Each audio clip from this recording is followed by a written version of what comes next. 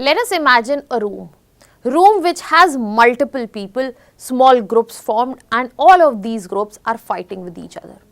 Now, if you want to make a conversation in that room, you would probably need someone who can stand up, maybe someone mediate, maybe someone who can negotiate, or the very least, someone who can stabilize the chaos that is running in the room. And now imagine this room as West Asia.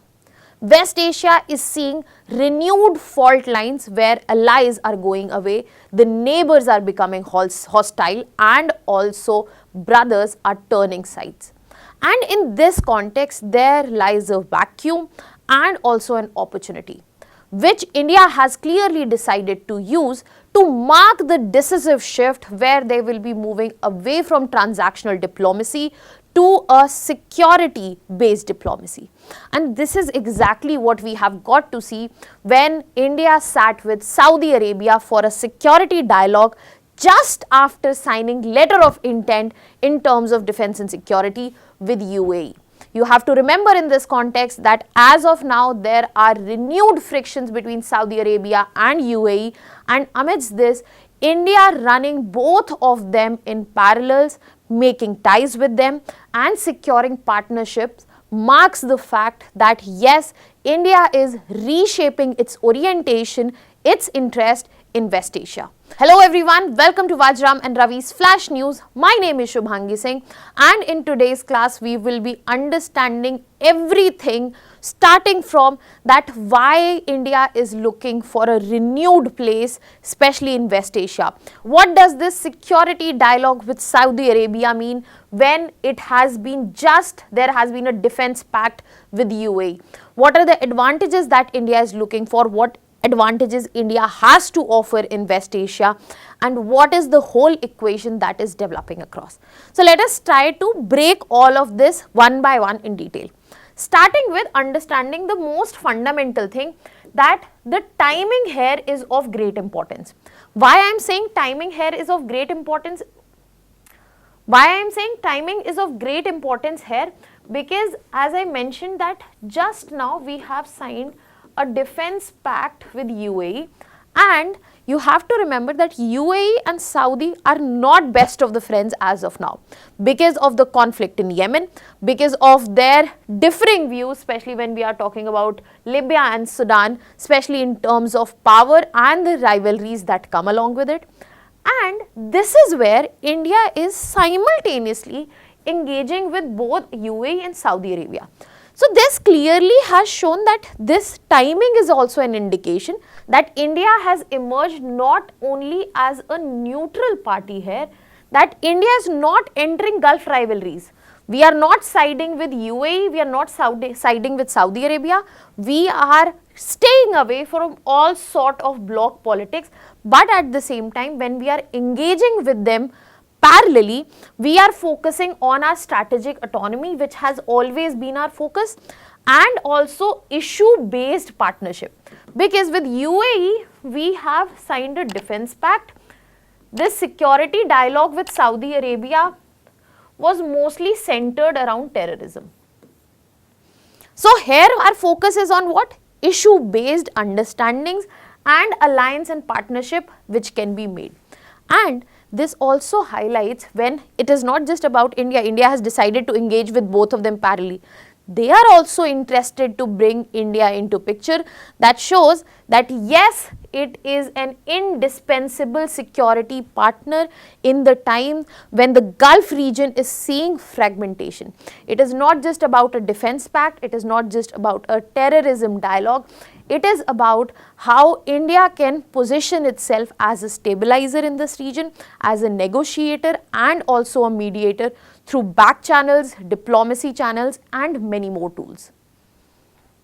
Now in this context, something important that we need to understand right away to add more weightage to this understanding is the fact that why India is focusing on engagement in the Middle East region.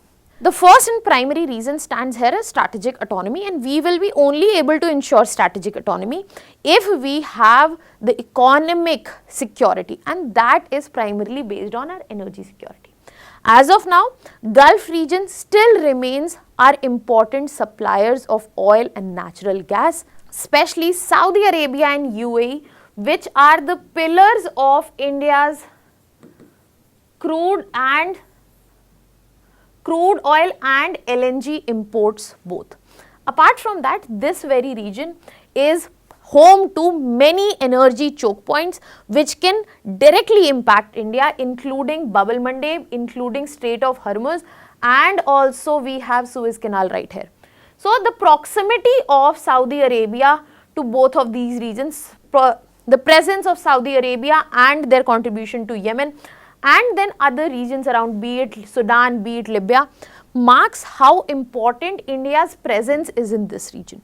Apart from that, another important factor comes in is in terms of diaspora and remittances. As of now, around 8 million people, Indians, are present in Gulf. So their security, engagement with them, which also gives us a tool for soft diplomacy, is very important.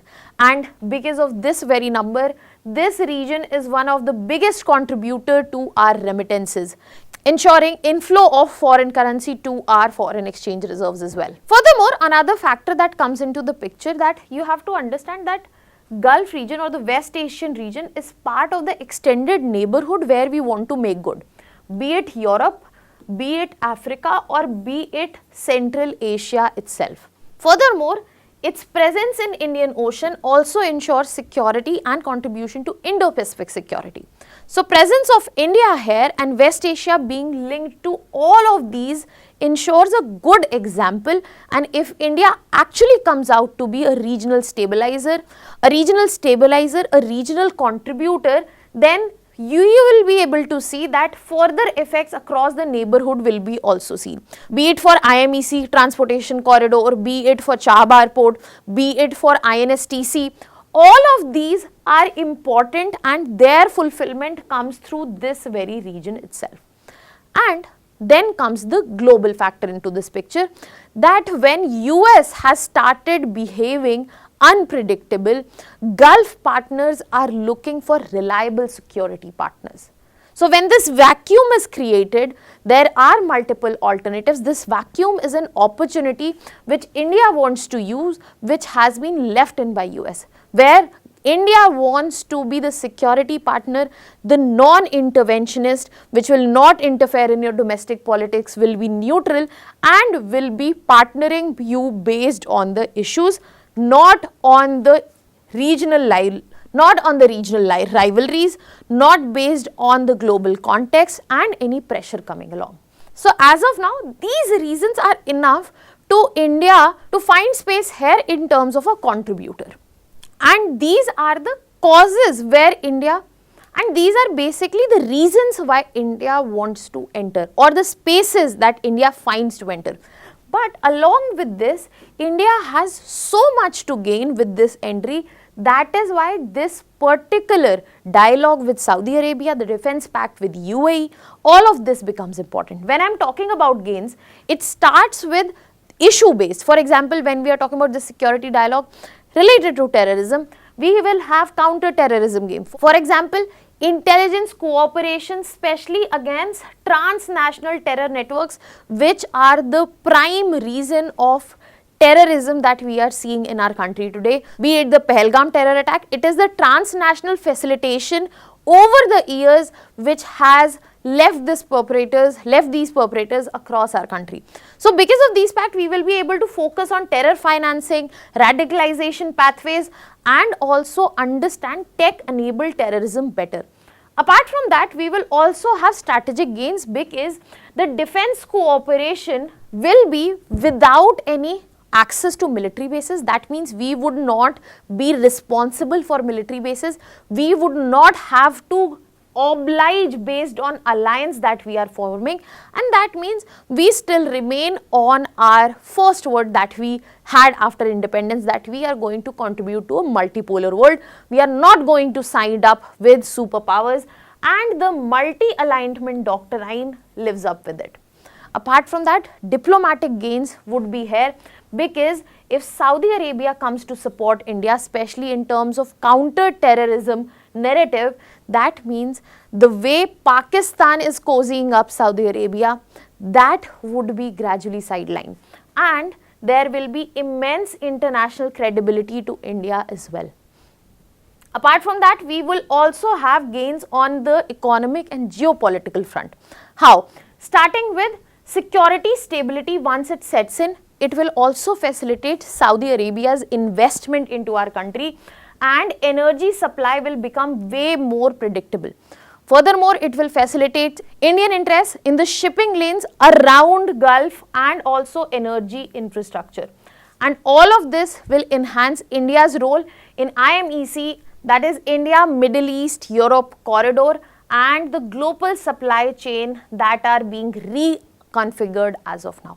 So all in all, this is the place where India will gradually transition from just an energy consumer to an actual regional stakeholder, not just in terms of infrastructure, but in terms of alliances, but in terms of partnerships as well. Now, when we were just discussing the diplomatic front, we briefly mentioned how Pakistan's narrative might also be diluted because of this partnership that is coming, especially with India and Saudi Arabia.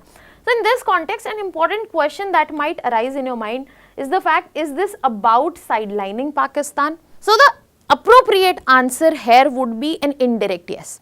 We do not want to do it directly, but we definitely want to make a structural impact. How do we want to do this? We want to do it because if we are engaging with Saudi Arabia, especially on terrorism, that means we are going to weaken the narrative that Pakistan has been setting in terms of terrorism, and it will also reduce Kashmir-centric narratives and their space which is present across the globe. Furthermore, we might also get to see that the ideological solidarity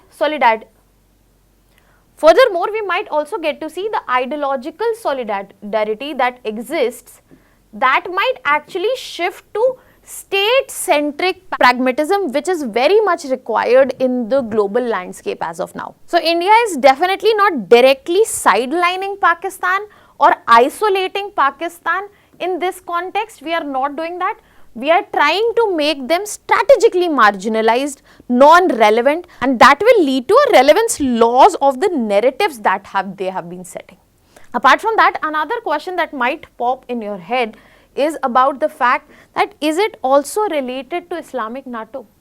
Because recently Turkey, Saudi Arabia and Pakistan, this initially just a bilateral agreement about security defense, cooperative defense based on Article 5 of NATO, where an attack on one will be considered attack on other. Turkey has shown keen interest and might be joining this, which makes it into a trilateral arrangement. Now, you just don't have to look into this, you also have to focus on Mediterranean Quad, which seems to be up in the making. Can you tell me in the comment section which are the countries which are going for the alliance of Mediterranean Quad? And India has been invited to join this. So instead, again, joining an alliance and falling for its obligation, this is again an attempt, indirect strategic attempt by India to weaken the powers and weaken the relevance of Islamic NATO. But here you have to understand that India's engagement is not against Islamic NATO, it is just bilateral, functional and non-ideological. India is simultaneously maintaining relations with Saudi Arabia, Israel, UAE, Iran, all of these. But at the same time, when it is a counter-terror cooperation, we also have to bring it into this insight.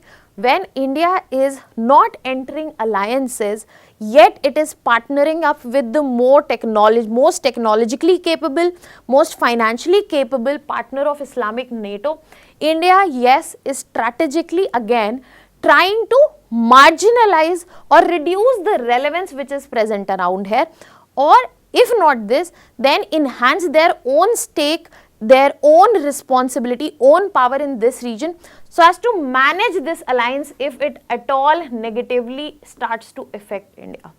Now, as a result of this security dialogue with Saudi Arabia, there will be multiple consequences, and not just for India, but across the world, where India will have definitely enhanced security footprint without any overstretch, and they will also have a greater leverage in West Asian diplomacy and the landscape which is coming up. But if we talk about the Gulf region is gaining India as a balancing power. The Gulf region is trying to reduce their over-dependence, especially on US in terms of security, and it is branching out and diversifying security partners to maintain the long-term stability so as to ensure that their economic balance is not thrown off balance. Other than that, for Pakistan, this might be the start of shrinking of diplomatic and also the strategic space that they were holding, especially based on ideological solidarity.